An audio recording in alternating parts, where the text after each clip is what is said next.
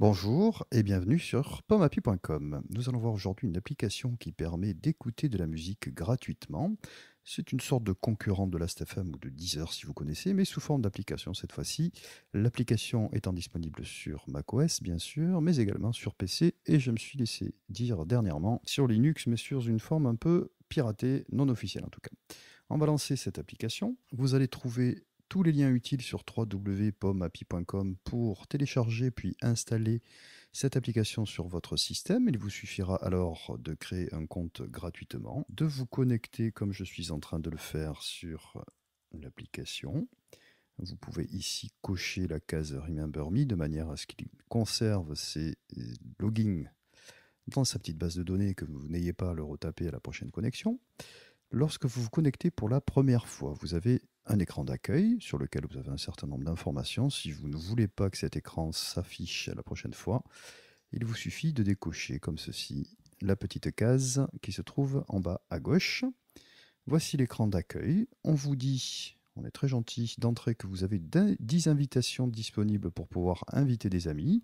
Je vous encourage donc vivement, si vous êtes intéressé, à me contacter. Je vous ferai parvenir, dans la mesure du possible, ces invitations avec grand plaisir. On va agrandir cette fenêtre. Vous voyez que vous avez d'entrée, dans ce qui s'appelle la page Home, des suggestions avec différents types d'albums. Il faut savoir que Spotify est une société européenne qui a signé avec les 4 labels majeurs du continent européen. On y trouve donc quantité, le catalogue est très étendu en ce qui concerne les artistes disponibles. On y a notamment trouvé le dernier album de U2 le jour même de sa sortie directement en ligne. On va voir un peu comment ça se présente. On va aller voir ici, vous voyez que j'ai cliqué sur une pochette. Là, il s'agit d'un album, effectivement, où je trouve tous les titres. Il vous suffit, c'est très rapide.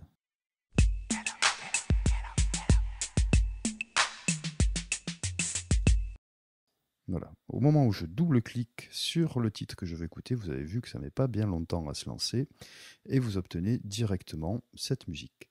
Si je voulais conserver cet album comme une liste de lecture, c'est-à-dire une playlist, je prendrais par exemple cet album, la pochette en l'occurrence, je fais un glisser-déposer ici dans New Playlist, et vous voyez que ma liste de lecture vient d'être créée quasiment en temps réel. C'est très rapide, je peux en cliquant dessus, par exemple, venir en modifier le nom. C'est vraiment très rapide. Si je retourne sur l'accueil, à n'importe quel moment et sur n'importe quel PC sur lequel je vais me connecter avec mon identifiant, la sauvegarde de cette playlist est faite en réseau. Je vais donc retrouver très simplement ma liste de lecture partout où je serai connecté. On va voir autre chose. Vous avez vu que j'ai cliqué cette fois-ci sur la pochette. Ça m'a donc donné un album. Je peux également cliquer soit sur le titre de cet album, mais aussi sur le nom de l'artiste. Et à ce moment-là, je vais obtenir toute la discographie de cet artiste. Vous allez voir, c'est assez impressionnant. On vous donne toujours d'entrée les titres, le top hits, donc les titres les plus écoutés en tout cas sur Spotify. C'est une sélection vraiment faite en fonction de ce que les participants à cette application écoutent le plus souvent, donc les plus populaires. Et ensuite, comme ceci, vous voyez toute la bibliographie ou la discographie des artistes qui sont présents. Et Dieu sait que dans le cas de Marvin Gaye, c'est relativement important.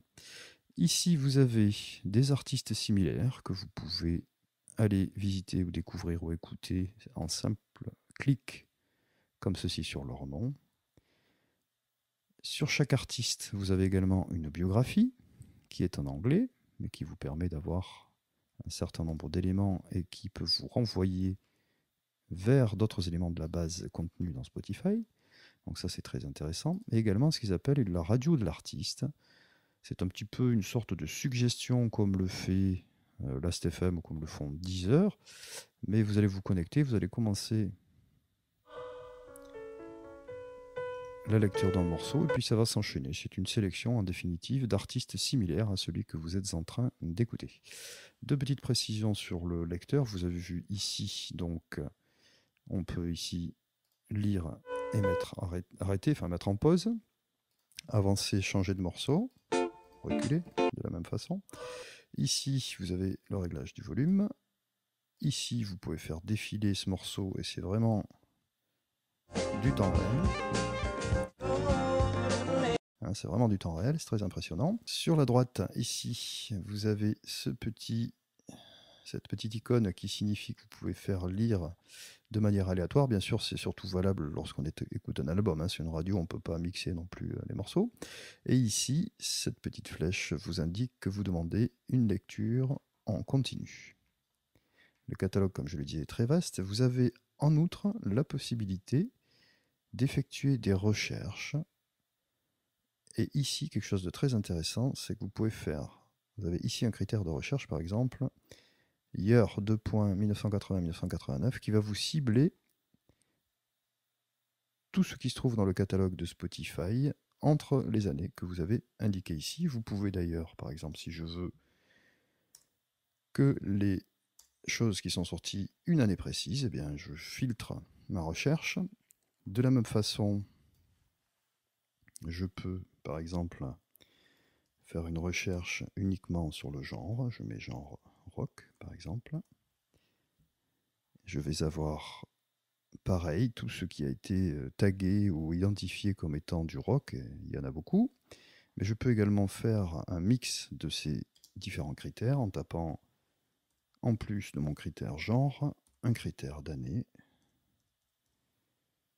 Oh, pardon. Tout ce qui est sorti en 1983 et qui est identifié en genre rock. Il y a bien d'autres critères possibles. Vous voyez ici dans ce résultat de recherche également des liens, différents liens. On se rend compte, vous avez vraiment beaucoup de suggestions pour découvrir un certain nombre de choses. Et ici, la même chose en ce qui concerne, cette fois-ci, non pas les artistes, mais les albums. Il y a vraiment de quoi écouter pendant très longtemps. Vous avez vu que ce que j'avais écouté s'est mis dans ce qu'on appelle la queue de lecture, la file en fait d'attente. Vous le retrouvez donc ici, ça veut dire qu'après ce titre-là, eh bien, si je fais sauter comme ceci, voilà, j'obtiendrai celui-ci. Vous voyez qu'au fil de l'eau, effectivement, comme je n'ai pas demandé repeat, je suis en l'occurrence dans une radio, ce n'est pas possible, lorsque le morceau est joué, eh bien, il disparaît de cette file d'attente, par exemple. Retournons ici sur l'écran d'accueil. Vous voyez que les recherches que j'ai faites ne se sont pas supprimées. Vous voyez, les recherches par année, la recherche par le genre, etc. sont conservées. Si je veux les supprimer, il me suffit de faire un clic droit ou un contrôle-clic, par exemple, et je trouve ici, avec Delete, la possibilité de les enlever. Toutes les recherches sont ainsi mémorisées. Ça peut être un avantage, ça peut être également un inconvénient. Je trouve ça relativement pratique tout de même. Vous n'avez pas besoin de constituer une playlist particulière avec une simple recherche. Je clique ici sur la recherche que j'avais faite et tout de suite celle-ci est rafraîchie.